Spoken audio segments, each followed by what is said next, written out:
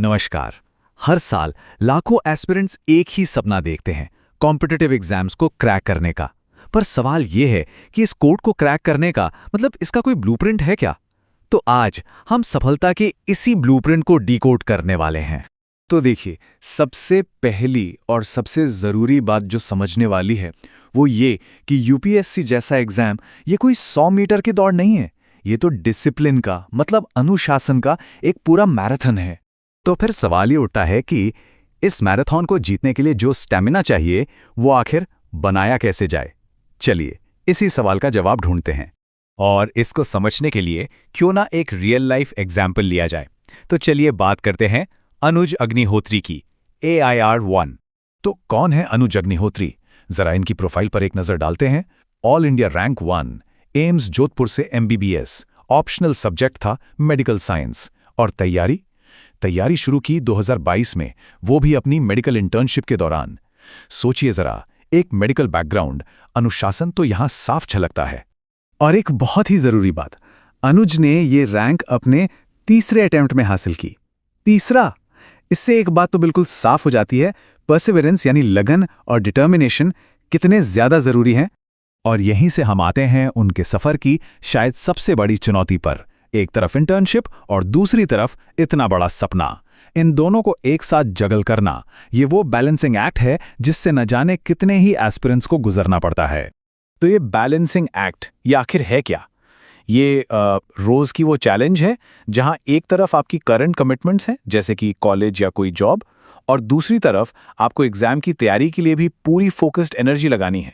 ठीक है, तो चैलेंज तो समझ आ गया। अब जरा अनुज की स्ट्रैटेजी के पीछे के प्रिंसिपल्स को डीकोड करते हैं। आखिर उनकी जबरदस्त रैंक के पीछे का कोड क्या था? तो उनकी कोर स्ट्रैटेजी कह सकते हैं 4 पिलर्स पर टिकी थी। नंबर 1, कंसेप्चुअल क्लैरिटी, मतलब रट्टा मारने पर नहीं, कॉन्सेप्ट समझने पर जोर। नंबर 2, अपने पिछले अटेम्प्ट्स की गलतियों से सीखना। नंबर 3, रेगुलर मॉक टेस्ट्स और आंसर राइटिंग प्रैक्टिस। और चौथा, जो अक्सर लोग भूल जाते हैं, स्ट्रेस मैनेजमेंट, मतलब हॉबीज के लिए भी टाइम निकालना, जैसे कि क्रिकेट या कोई और स्पोर्ट।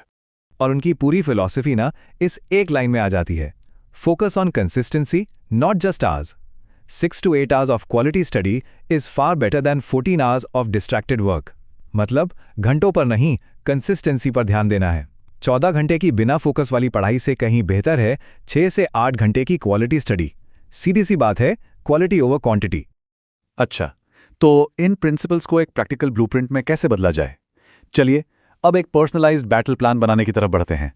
एक परफेक्ट टाइम टेबल बनाने का ब्लूप्रिंट बेसिकली 3 सिंपल स्टेप्स में है।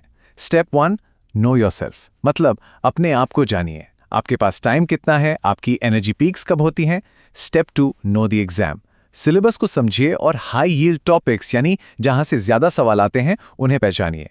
और स्टेप 3, बी रियलिस्टिक, ऐसे गोल्स सेट करने हैं जो स्मार्ट हों, स्पेसिफिक, मेजरेबल, अचीवेबल, रेलेवेंट और टाइम बाउंड। ये देखिए, यहां एक सैंपल ब्लूप्रिंट है। इसमें newspaper reading, study session 1, study session 2 और रिवीजन के लिए टाइम ब्लॉक्स हैं। पर हां, एक बात याद रखनी बहुत जरूरी है, ये सिर्फ एक टेम्पलेट है, कोई पत्थर की लकीर नहीं। इसे अपनी जरूरत के हिसाब से अडैप्ट करना है। देखिए, सिर्फ टाइम टेबल बना लेना ही काफी नहीं है ना? पढ़ाई करने का तरीका भी स्मार्ट होना चाहिए। तो चलिए अब कुछ ऐसी टेक्निक्स देखते हैं जिनसे मैक्सिमम इम्पैक्ट मिले। ये हार्डवर्क वर्सेस स्मार्ट वर्क का फर्क समझना बहुत जरूरी है। हार्डवर्क क्या है? बस पैसिव तरीके से पढ़ते जाना, रीडिंग करते रहना या 14 घंटे से ज्यादा पढ़ने का टारगेट रखना। और स्मार्ट वर्क, वो है एक्टिव रिकॉल, मतलब जो पढ़ा है उसे याद करने की कोशिश करना, खुद को टेस्ट करना, पिछले साल के क्वेश्चंस सॉल्व करना और पोमोडोरो टेक्निक जैसी मेथड्स का इस्तेमाल करना, जिसमें आप छोटे छोटे ब्रेक्स लेके पढ़ते हैं। तो एक आइडियल स्टडी वीक कैसा दिखना चाहिए, इस चार्ट को देखिए। मोटा मोटा हिसाब है कि 40% टाइम नए टॉपिक्स को दीजिए, 25% रिवीजन को, 15% मॉक टेस्ट्स को, 10% करंट अफेयर्स को, और हाँ, ये सबसे जरूरी है, 10% ब्रेक्स को भी। बैलेंस इज एवरीथिंग, है ना? ये तैयारी सिर्फ किताबों की नहीं है, ये मेंटल गेम भी है जिसे जीतना बहुत जरूरी है। और इस खेल में आपका दिमाग, आपका माइंड ही आपका सबसे बड़ा एलाय, आपका सबसे बड़ा साथी है। तो सवाल है, मेंटल स्टैमिना कैसे बढ़ाएं? कुछ ट्राइड एंड टेस्टेड तरीके हैं। 6.5 से 8 घंटे की नींद, ये नॉन नेगोशिएबल है।